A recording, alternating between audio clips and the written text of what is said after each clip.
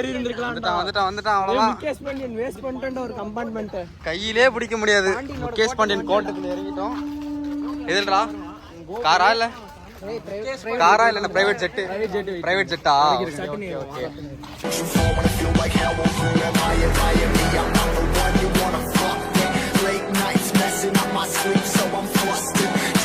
Guys Mukesh பாண்டியனோட private jet அதுல வேற கொடி கட்டிருக்காங்க. அதாவது பாத்தீங்கன்னா நம்ம முகேஷ் பாண்டியனோட பிரைவேட் ஜெட்ல இருக்கோம்.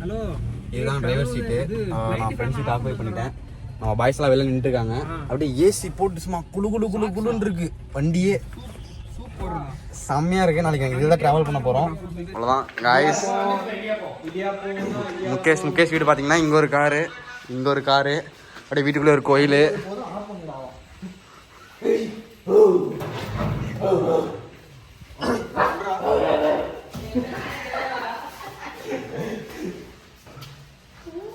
பல பலம் வச்சிருக்காங்க गाइस.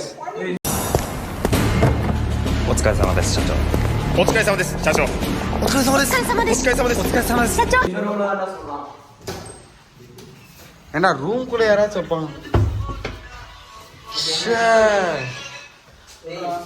எங்களுக்காகவே இங்க பெட்டு கிட்டலாம் ரெடி பண்ணி வீடு கிட்டலாம் கழுவி. முகேஷ் தனது வீரத்தை காட்ட பால் கறக்கும் மாடை பிடிக்க போய் கொண்டிருக்கிறான்.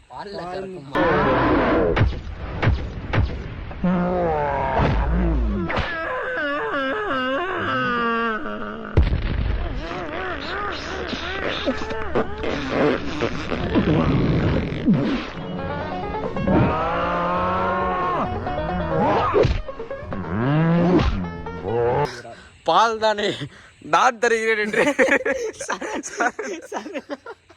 பின்னாடியே போய் மாடு பாவம் நான் வருகிறேன். அவ்வளோதான் முடிஞ்சு போச்சு.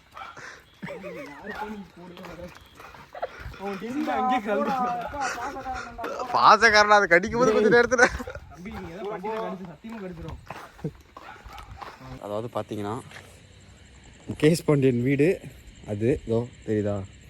அங்கேருந்து வெளில கூப்பிட்டு போயிட்டு கிட்டத்தட்ட ஒரு 1 கிலோமீட்டர் நடக்க வச்சு அப்படியே சுற்றிட்டு வந்து அவங்க பாட்டி வீடு இதுவான்.